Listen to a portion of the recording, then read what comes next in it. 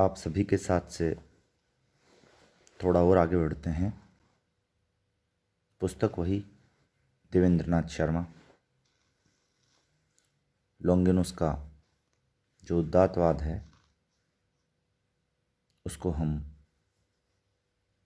भाग 3 पढ़ने जा रहे हैं और पृष्ठ संख्या 93 है। आगे है विचार की महत्ता। उदात्त के स्रोतों में प्रथम स्थान विचार की महत्ता का है। लॉन्गिनुस शब्द भेद से उसे ही आत्मा की भव्यता भी कहते हैं। लॉन्गिनुस जो विचार की महत्ता है उसको शब्द भेद से आत्मा की भव्यता, नोबिलिटी ऑफ सोल भी कहते हैं।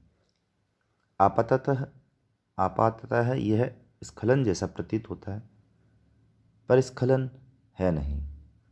कारण यह है कि लॉन्गिनुस के अनुसार विचार की महत्ता का जन्म आत्मा की भव्यता से ही होता है। आगे उन्होंने कहा है कि उदात्त आत्मा की प्रतिध्वनि है। Sublimity is the echo of a great soul. वाणी की कौन कहे, कभी कभी तो महान आत्मा का मौन भी इतना मुखर होता है कि वह उदात्त में परिणत हो जाता है। जितनी भी जो महान आत्माएं हैं उनका मौन बहुत मुखर होता है।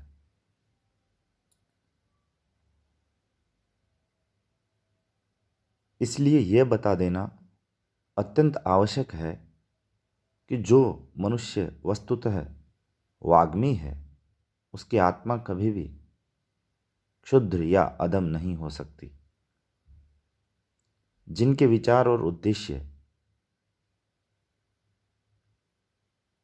निर्बल और दासोचित हैं, वे कोई असाधारण उद्भावना नहीं कर सकते। वाणी की महत्ता के लिए विचारों की महत्ता आवश्यक है। उच्च आशय मनुष्यों की अभिव्यंजनाएं निसर्गतः भव्य होती है। 9वें अध्याय में होमर के 2 महाकाव्यों इलियड और ओडिसी की तुलना करते हुए लॉन्गिनुस कहते हैं कि इलियड होमर की तरुणाई की रचना है, क्योंकि उसमें गति और संघर्ष का प्राचुर्य है। इसके विपरीत ओडिसी का बहुलांश आख्यानात्मक है, जो बुढ़ापे की देन है। ओडिसी के होमर की उपमा डूबते हुए सूर्य से दी जा सकती है, जिसमें भव्यता तो रहती है पर तीव्रता नहीं। ओडिसी के उदात्त संदर्भों में वह समरस भास्वरता नहीं है जो कभी हीन प्रभन हो। न उसमें भावों का प्रगाढ़ प्राचुर्य है और न यथार्थ जीवन से गृहीत बिंबों की मनोरम वाग्मितापूर्ण शैली ही। ऐसा लगता है मानो महासागर सिमटकर अपनी सीमा में शांत पड़ा हो। यहाँ हम होमर की महत्ता का उतार देखते हैं, क्योंकि हम पाते हैं कि वे काल्पनिक और अविश्वसनीय क्षेत्रों में विचरण कर रहे हैं। ऐसा करते समय मैं ओडिसी के तूफानों को नहीं भूला हूँ। मैं केवल बुढ़ापे की बात कह रहा हूँ, पर यह बुढ़ापा भी होमर का है। मैंने ये विषयांतर यह दिखाने के लिए किया है कि ह्रास के समय महान प्रतिभा भी कभी कभी सारहीन लेखन से नहीं बच पाती। हमने ये उदाहरण ये दिखाने के लिए दिया है कि लॉन्गिनुस की आलोचनात्मक पकड़ कितनी जबरदस्त है और कथन भंगी प्रांजल होते हुए भी कितनी ऊर्जस्वल है। विषय का चयन और संगठन। अब हमें यह देखना चाहिए कि ऐसी कोई दूसरी वस्तु भी है क्या जो शैली को उदात्त बना सके। उदात्त का एक स्रोत है असाधारण परिस्थितियों में निर्भ्रांत चयन और उनके परस्पर अंतर्ग्रंथन की योग्यता, जिससे उनमें एकीभूत सांगता, सिंगल ऑर्गेनिज्म की प्रतीति हो। कोई लेखक विचारों के चयन से अपने पाठकों को आकृष्ट करता है और कोई विचारों के समन्वित प्रभाव से। उदाहरण के लिए साफो, 7वीं शताब्दी ईसा पूर्व, वास्तविक जीवन के भावचक्र से केवल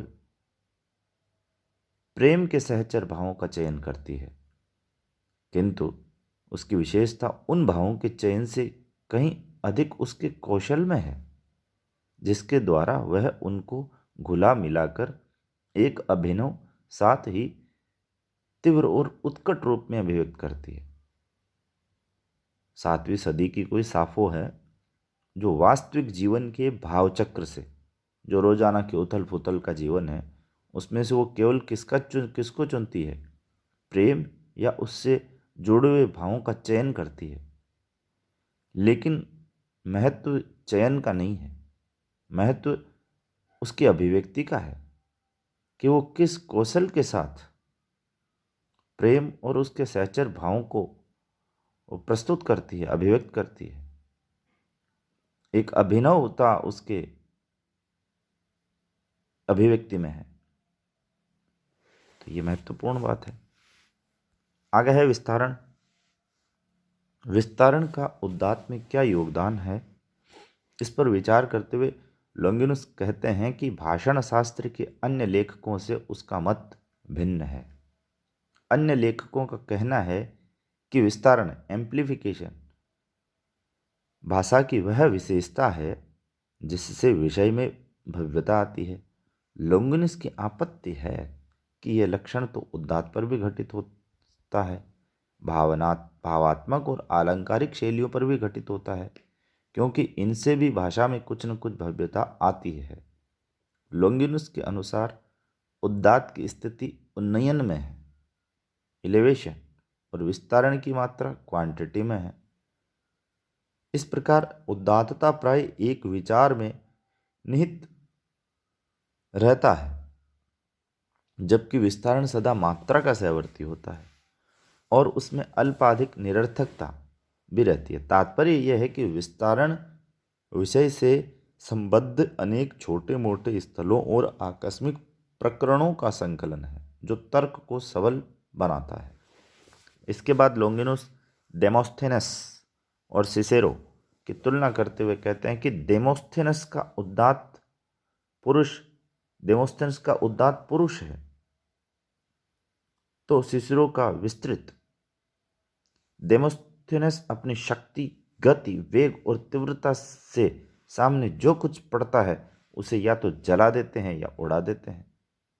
इसलिए हम उनकी तुलना वज्रपात या वात्याचक्र से करते हैं। सिसेरो प्रसरणशील ज्वालमाल के समान है, जो पास और दूर की प्रत्येक वस्तु को अपनी लपट से भस्म कर देती है। उनमें स्थिर और व्यापक ज्वाला है जो इधर उधर चाहे जहां मुड़कर अपना ईंधन प्राप्त करती है। डेमोस्थेनस जब श्रोताओं को मंत्रमुग्ध करना चाहते हैं तो उनका ओज तीव्र और उद्दाम भावों में प्रकट होता है।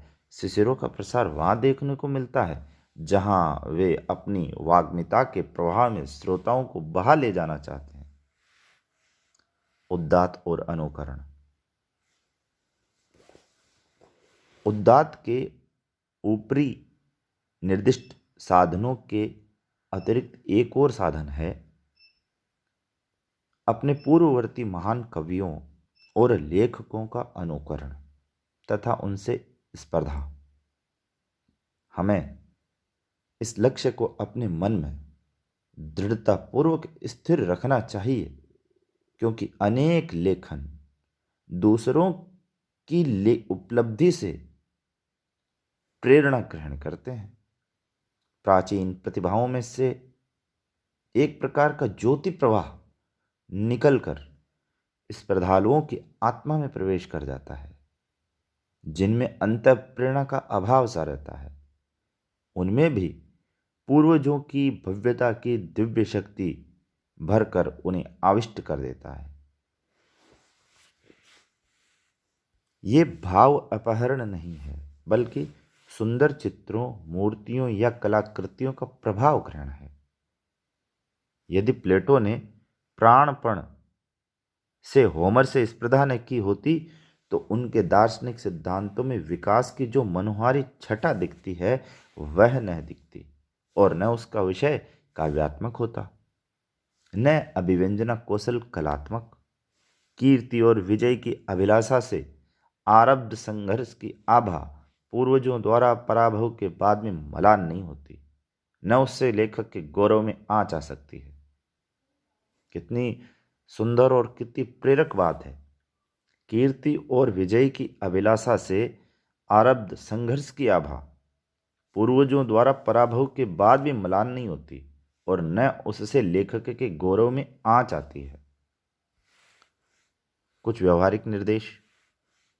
किसी विषय का वर्णन करते समय यदि हमें लगे कि इसमें विचार और अभिव्यंजन की गरिमा अपेक्षित है तो मन ही मन यह सोचना चाहिए कि होमर ने इसे कैसे कहा होता, प्लेटो, डेमोस्थेनेस अथवा थुकिदिदेस ने इसमें गरिमा का सन्निवेश कैसे किया होता।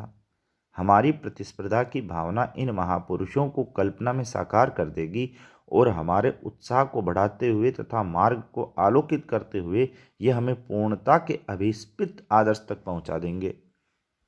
इससे भी अच्छा यह होगा कि हम अपने आप से पूछें कि होमर या डेमोस्थेनेस यदि यहाँ उपस्थित होते तो हमारी उक्ति को सुनकर वे क्या कहते, या हमारी उक्ति से वे कितना प्रभावित होते।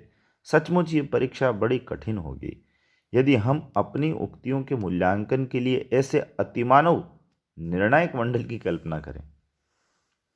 यदि इसके साथ हम ये प्रश्न भी जोड़ लें तो और प्रेरणा मिलेगी। ऐसे लेखन को भावी युग किस रूप में ग्रहण करेंगे। अगर कोई ऐसी बात कहने मात्र से घबराता है कि वह उसके जीवन काल के बाद भी जीवित रहे तो उसके विचार निश्चय ही अपूर्ण और धुंधले होंगे, क्योंकि उसमें उस प्रौढ़ता की कमी होगी जो रचना को अक्षय कीर्ति प्रदान करती है। अब बात करते हैं बिंब और कल्पना की। बहुत दूर तक गरिमा, भव्यता और अनुनयन शक्ति की उत्पत्ति बिंबों से होती है। इन्हें ही कुछ लोग मानसचित्र भी कहते हैं। साधारणतः बिंब शब्द का प्रयोग किसी ऐसे विचार के लिए होता है जो किसी भी रूप में उत्पन्न होकर वाणी को स्फुरित करता है।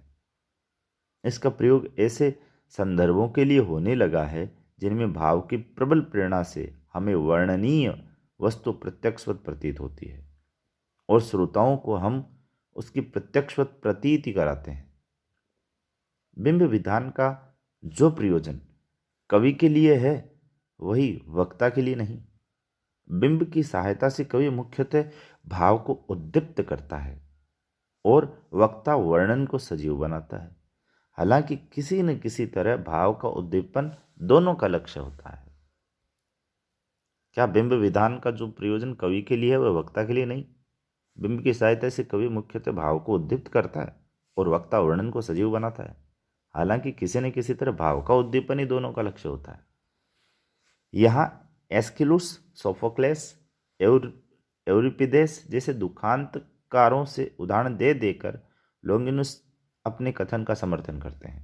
निष्कर्ष रूप से कहते हैं कि कवियों के वर्णन में इतनी रोमानी अतिरंजना रहती है कि बहुत बार वह विश्वसनीयता की सीमा लांघ जाती है, जबकि वक्ता का बिंब विधान सदा वास्तविक तथा सत्य होता है। बात यह है कि भाषा की संरचना जब भी काव्यात्मक और कल्पनात्मक होती है तो वह असामान्यताओं में भटक जाती है और ऐसे भटकाव अप्राकृतिक तथा विचित्र लगने लगते हैं। प्रश्न यह है कि तब भाषा में बिंब की आवश्यकता क्या है?